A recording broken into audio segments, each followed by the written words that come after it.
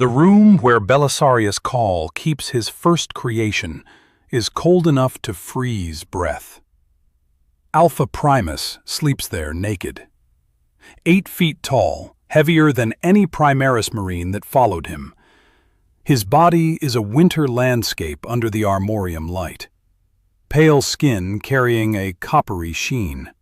Every muscle group knotted with rope-thick scars so dense they form a second topography over the first. Where scar tissue meets original tissue, the tones don't match. Reconstructions laid over older reconstructions. Seams where biological patchwork failed to integrate cleanly with what was there before. His eyes, when open, are black from edge to edge, with just a trace of white around pupils that dilate too wide. His lips are plump and purplish and permanently downturned, giving him, as Guy Haley writes in Belisarius Cawl, The Great Work, a sullen expression that suited his soul. By chapter 18 of that novel, Alpha Primus has described what it costs to live inside that body. It hurts me, but I am used to pain. Everything hurts, all of the time.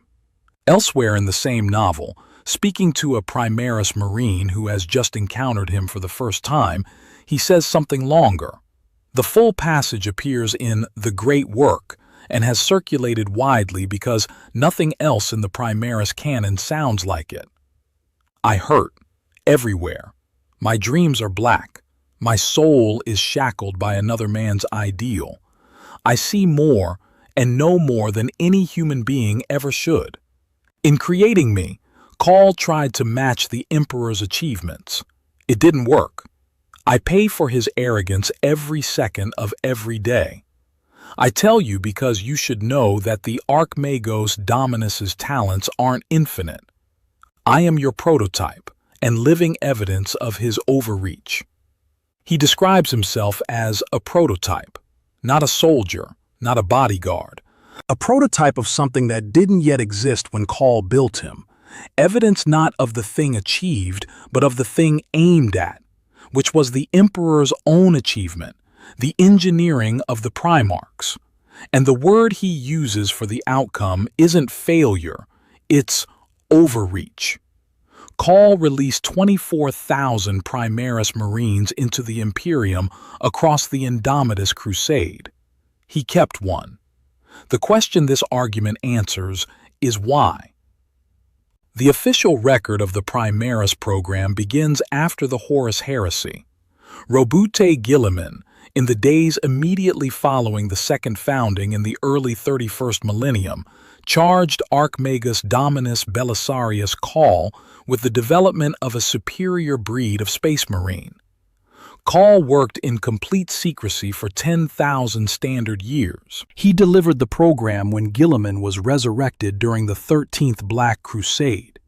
24,000 Primaris Marines aboard the generational forge ship Zar Quesitor, descended from every loyalist Primarch's gene lines, ready for distribution to the chapters of the Adeptus Astartes.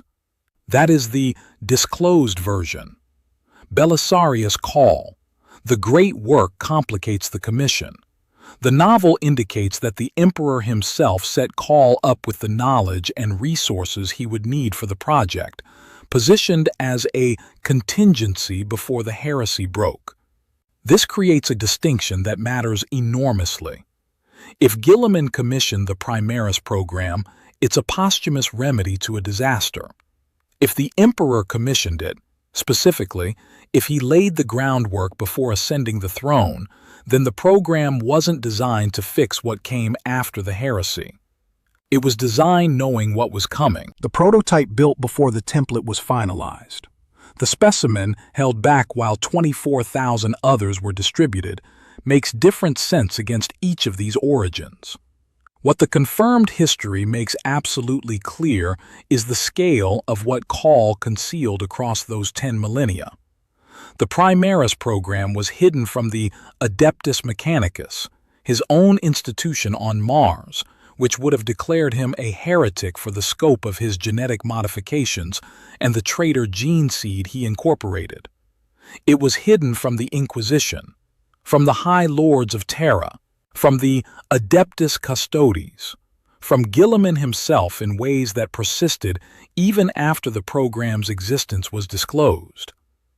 The Avenging Sun, the first novel of the Dawn of Fire series, records Guilliman placing firstborn officers in command of newly formed Primaris units not out of sentiment for the old legions, but because he does not fully trust what Cawl built. His distrust of Cawl is structural, rooted in knowing that Cawl operates projects on timescales and at depths that no standard oversight can reach, and concealed far more completely than any of its Alpha Primus. When Fabius Bile invades the Tsar Quesitor in Genefather, the novel that directly follows the great work, he comes for Primus specifically rather than for the Sang Primus Portum, the gene seed archive Cawl guards with everything he has. Bile correctly deduces that Cawl has never told Guilliman what Alpha Primus actually is. He correctly deduces that Cawl hasn't told Alpha Primus himself. Primus operates in ignorance of his own architecture because the man who built him judged that information too dangerous to share with its own subject. During the first unveiling of the Primaris Marines on the Tsar Quesitor, the short story To Speak as One records Alpha Primus using his psychic abilities to summon Primaris Captain Vitrian Massinius. He delivers one message: don't trust everything Cawl says. Then he adds that Cawl has no desire to rule and wants mankind's salvation. He is describing, from inside the secret, a man who lies in service of something larger than himself. That isn't the portrait of a man protecting a failed experiment. That is the portrait of a man protecting a plan. The Primaris program exists to produce space marines at scale. Its core artifact, the Sang Primus Portum, is a gene seed vault built from the genetic material of every Primarch line, used to engineer 21 additional gene seed organs beyond the standard Astartes complement.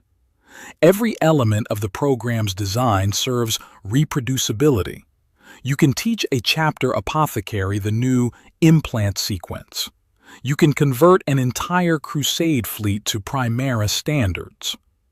The Rubicon Primaris process, by which veteran space marines can cross to Primaris physiology, can be learned, repeated, and distributed across 10,000 chapters. The program is explicitly industrial in scale and intent. Alpha Primus can't be industrialized.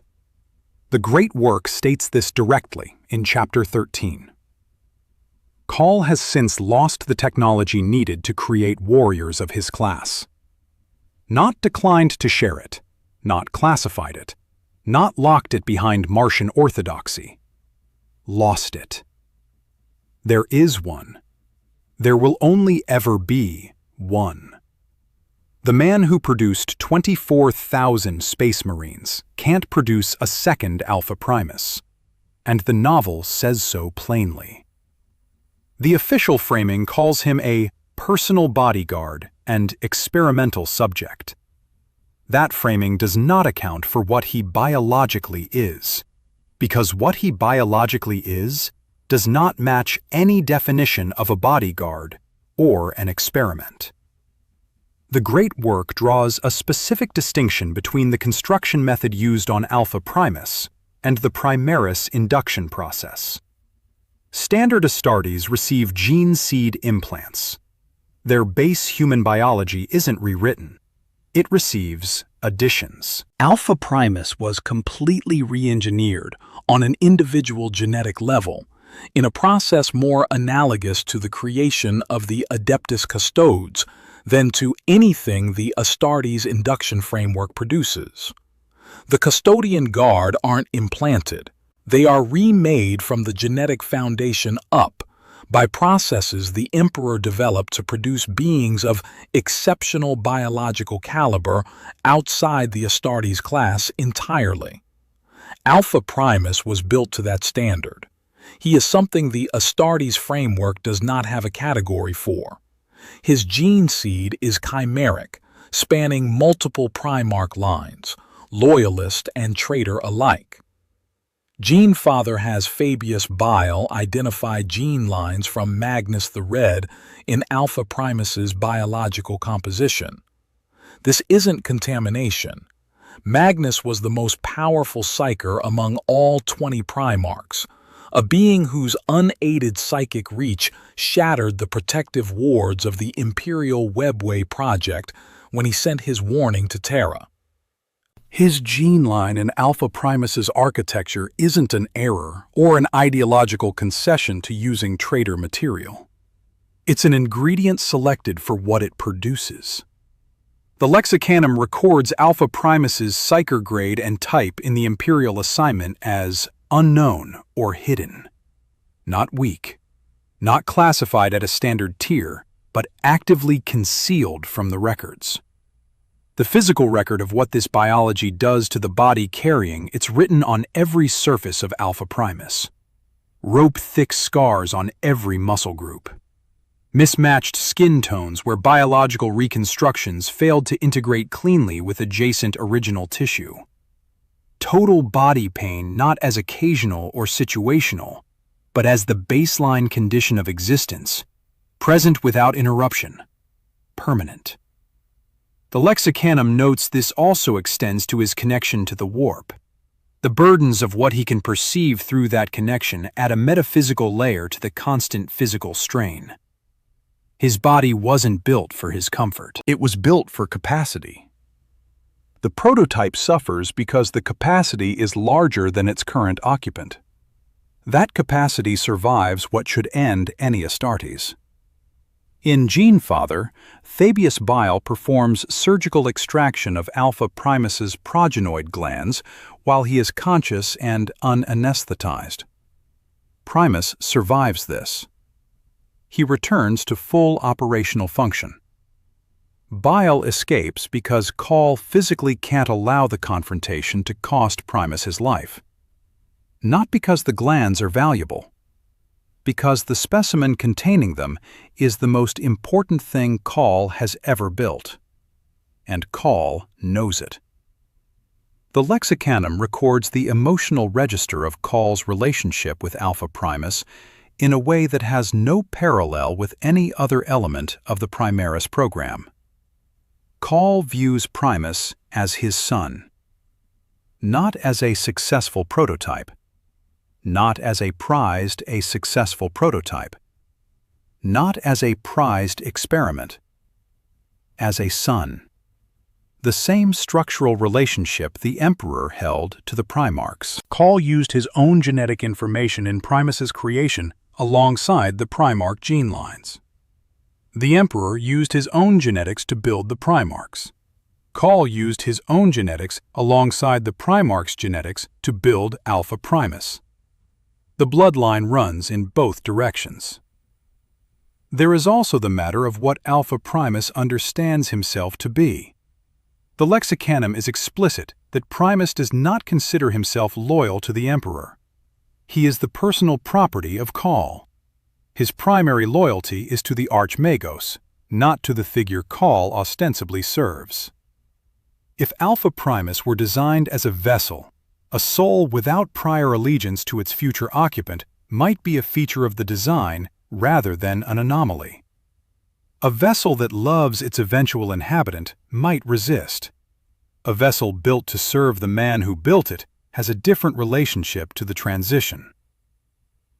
The Emperor of Mankind is a perpetual. A perpetual is a functionally immortal being, a divergent branch of humanity whose soul can't be permanently extinguished. Destroy the body, and the soul eventually re-anchors into real space, potentially far removed from where it departed, potentially years or decades later. The Emperor is confirmed as the most powerful perpetual in human history.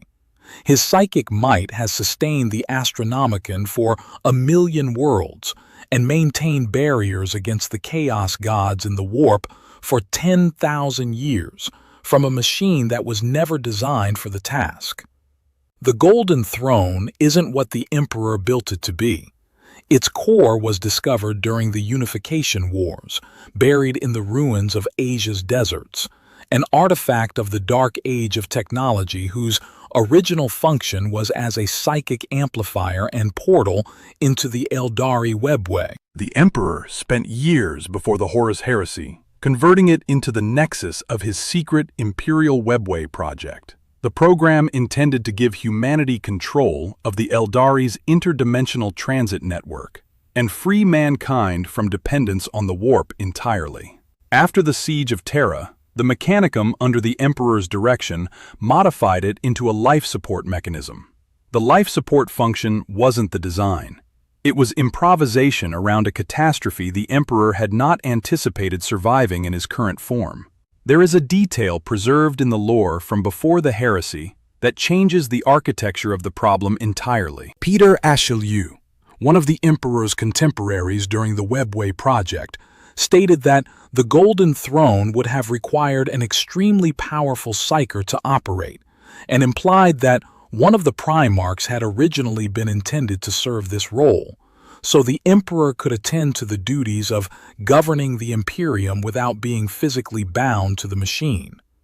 The same account notes that the Emperor's specific disappointment with Magnus the Red suggests the Thousand Sons Primarch had been designated for that post.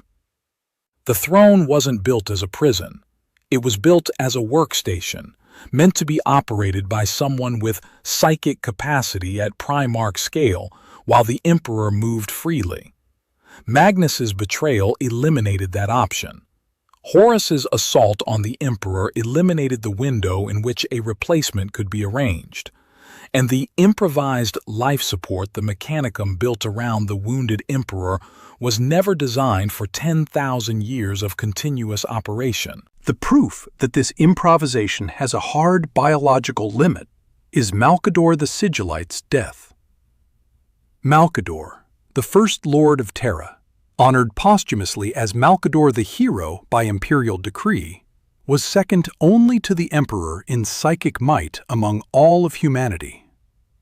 When the Emperor left the throne to board the vengeful spirit and confront Horus, Malcador sat in his place to maintain the psychic barriers keeping Terra safe. He died from it. Not eventually, quickly. Hours of occupancy consumed the second most powerful psyker in human history, a man capable of making entire Space Marine legions, including their Primarch, kneel through will alone.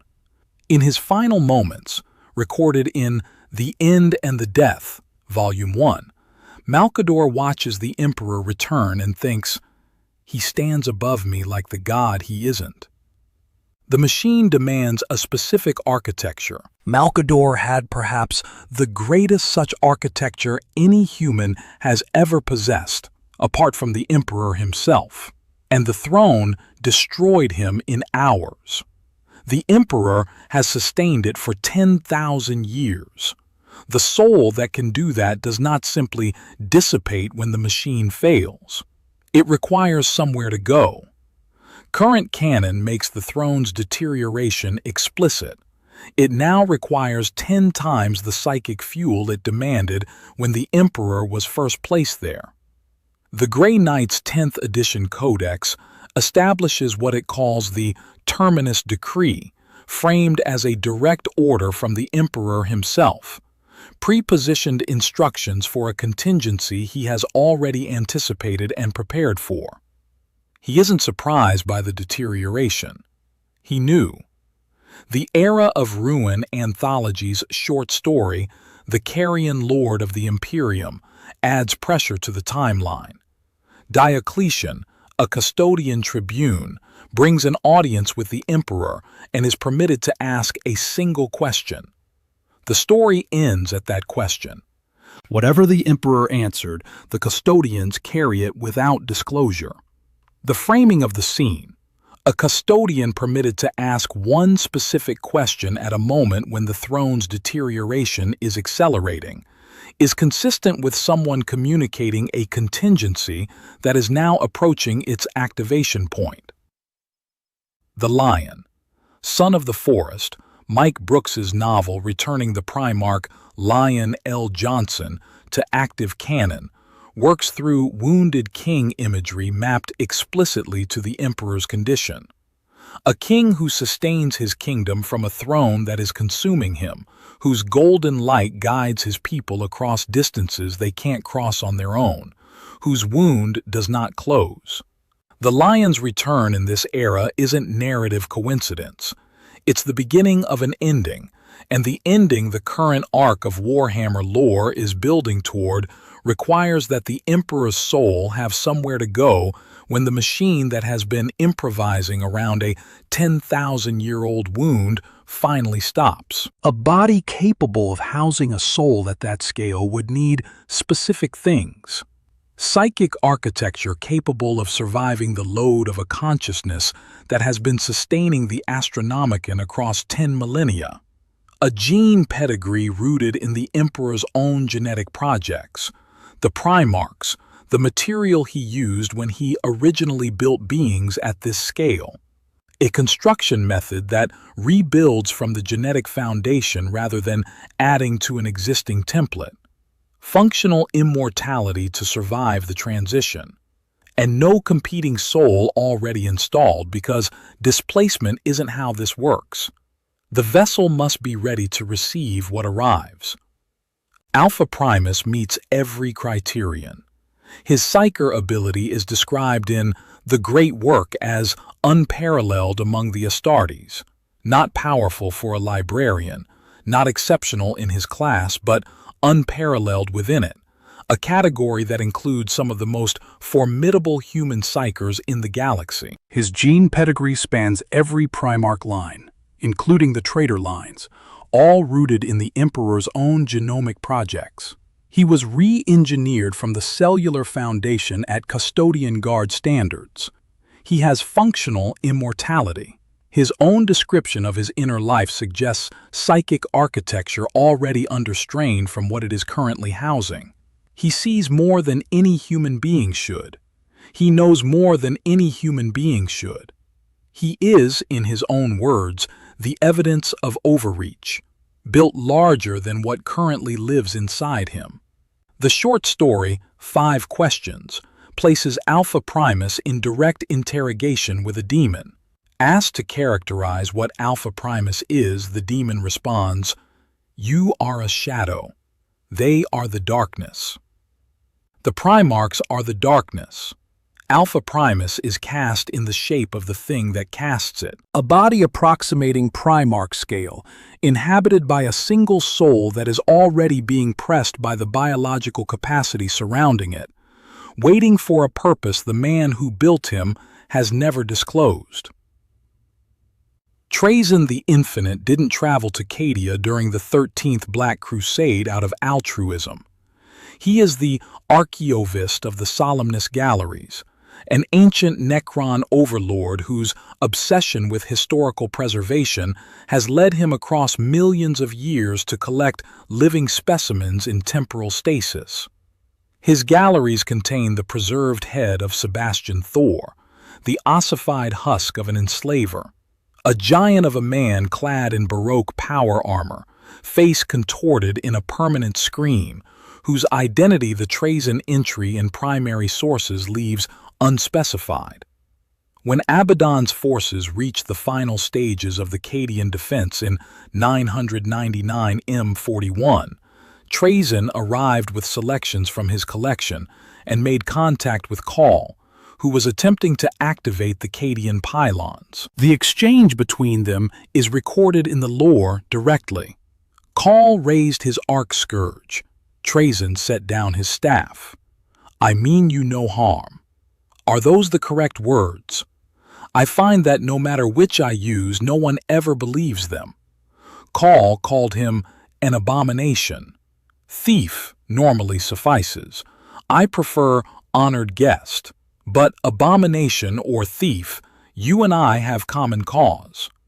Logic dictates otherwise.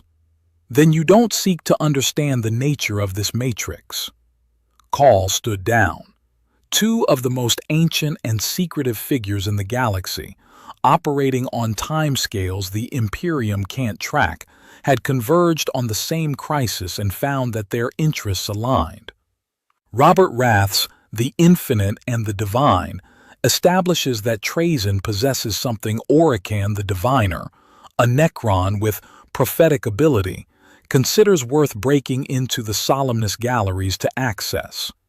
Trazyn is keeping it secured. The exact nature of that specimen and its possible connection to the Emperor's continuity is the subject of a separate video on this channel. What can be established here is the structural pattern. Cawl built one. Trazyn is guarding something, and neither has told the Imperium what they are actually doing. Cawl's engagement with Necron dynasties extends beyond Cadia. Current era Indomitus canon has him working alliances with rival Necron factions inside contexts that the Adeptus Mechanicus would consider outright heresy.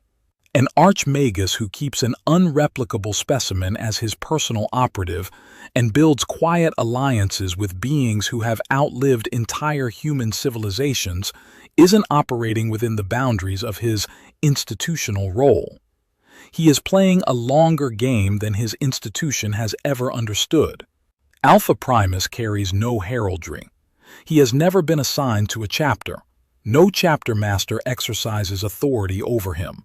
No inquisitor has jurisdiction. No oversight body within any of the institutions governing the Imperium has formal access to him.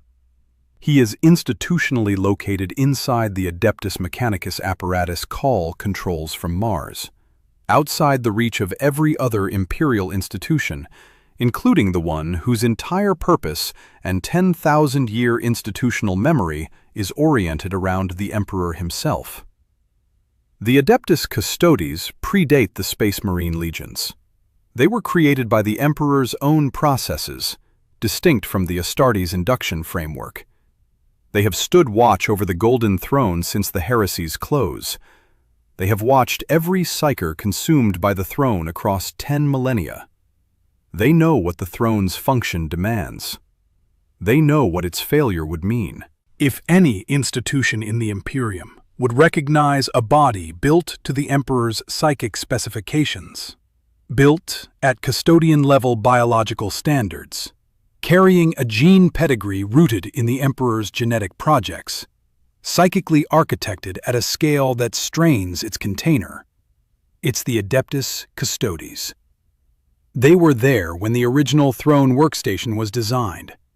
They know what it was meant to require. Godblight, the third volume of the Dark Imperium trilogy, contains a scene where Adeptus Custodes arrive to audit Cawl's operations. Cawl had prepared for this eventuality. He directed Alpha Primus to engage two of the Custodians, while he handled the third. Setting aside how the scene resolves, the act itself is the evidence.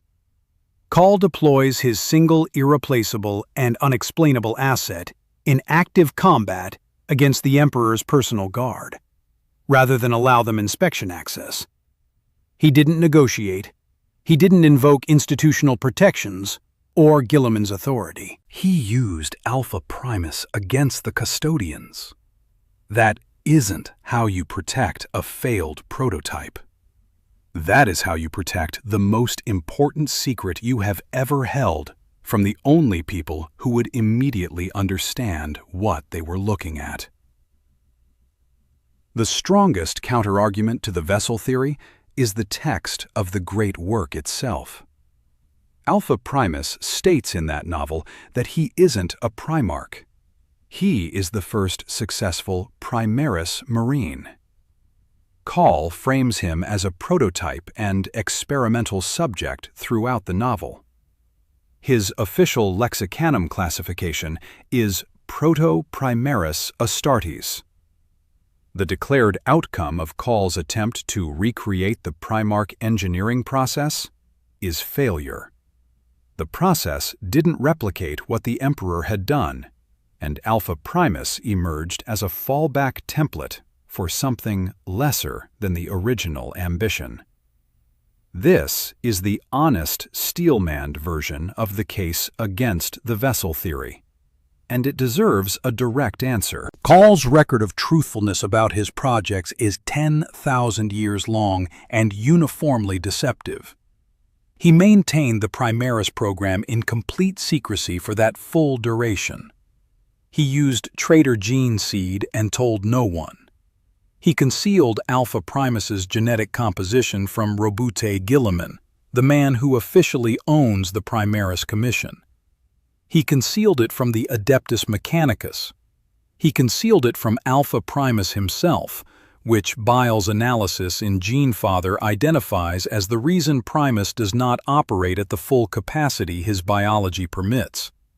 Cawl's deceptions aren't minor omissions or strategic delays. They are 10,000-year projects conducted in total institutional darkness. Alpha Primus's denial is technically accurate. He isn't a Primarch. He never claimed to be one. Cawl never claimed to have built one. The specific deflection, that Cawl tried to build a Primarch and the process failed, answers the question that was asked. It does not answer the question that matters. If Alpha Primus is a vessel rather than a Primarch, then he genuinely isn't a Primarch, and Cawl is genuinely not claiming to have built one. The denial is narrow enough to be literally true, while the truth it conceals is something entirely different. The word Alpha Primus himself uses is overreach, not failure. A failure does not reach its target. An overreach exceeds it in a direction that produces collateral damage.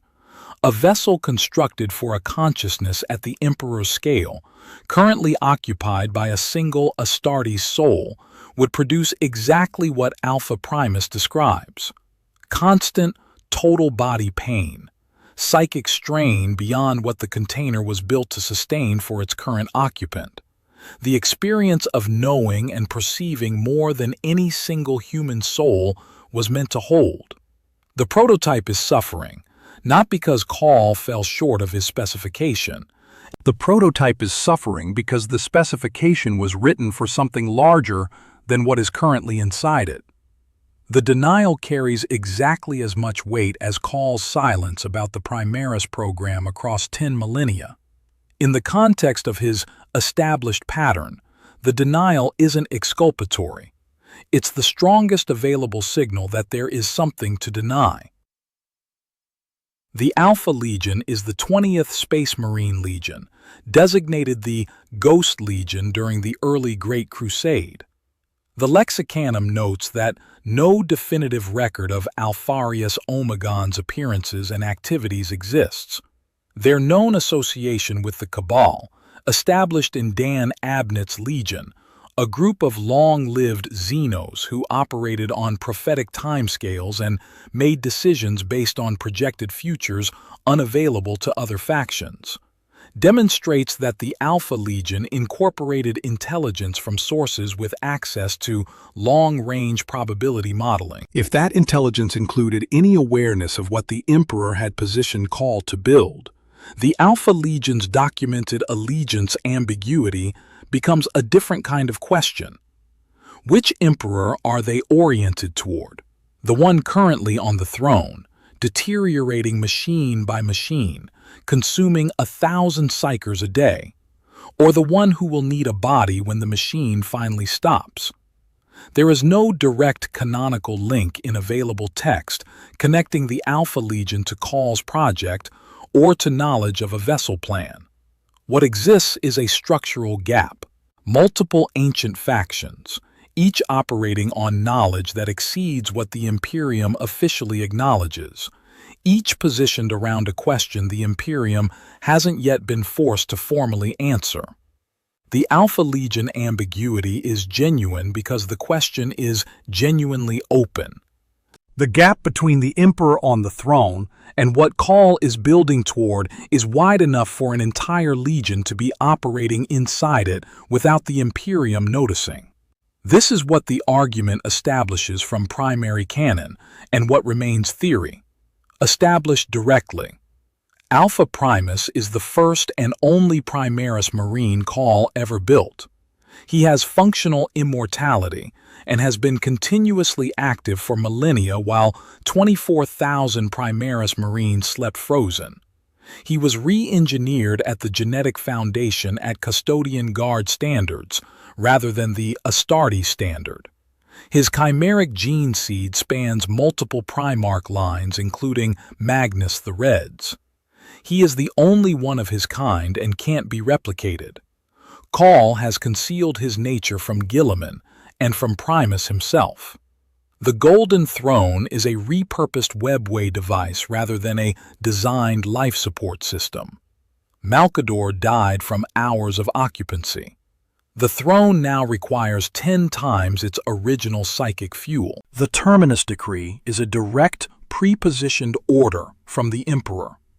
A Primarch was originally intended to operate the throne in the Emperor's place. What is theory? That Alpha Primus is specifically the vessel. That the Emperor's commission to Cawl predates Guilliman's. That the Custodian's exclusion from Alpha Primus is Cawl, protecting the secret rather than a standard jurisdictional boundary. The threshold for choosing between the theories is simple. The alternative requires believing that Cawl, with a 10,000-year documented pattern of secret projects at scales no institution detected, is being straightforward about the one specimen he can't replace and won't explain. A specimen built by the methods the Emperor used on the Primarchs, carrying the same genetic legacy, re-engineered at the same architectural standard as the Custodian Guard, given functional immortality, kept active at Cawl's side for millennia while everything else slept, and physically defended against the Adeptus Custodes when they attempted to inspect him. It requires believing that I am your prototype, and living evidence of his overreach, means the project fell short, rather than that the actual specification was larger than what Alpha Primus was built to hold right now. Somewhere in the cold chambers of the Adeptus Mechanicus apparatus, Alpha Primus endures. He is in constant pain, every second of every day, without exception. His soul is shackled, as he describes it, by another man's ideal. His eyes are black from edge to edge. He stands 8 feet tall, scarred from repeated biological reconstructions, carrying the genetics of 20 sons of the Emperor alongside Cawl's own genome, built to a standard closer to the beings the Emperor made for himself than to anything the standard Astartes process produces. Cawl built him before the Primaris template was finalized. He kept him active when everything else was frozen. He hid what he was from the Adeptus Custodes, from Guilliman, from the Adeptus Mechanicus, and from Alpha Primus himself. The throne is failing. The Emperor anticipated this and issued the Terminus Decree. He does not position contingencies without a plan. When the throne breaks, Alpha Primus opens his eyes, and the Imperium finally finds out what Cawl was actually doing for 10,000 years. Subscribe for more stories like this.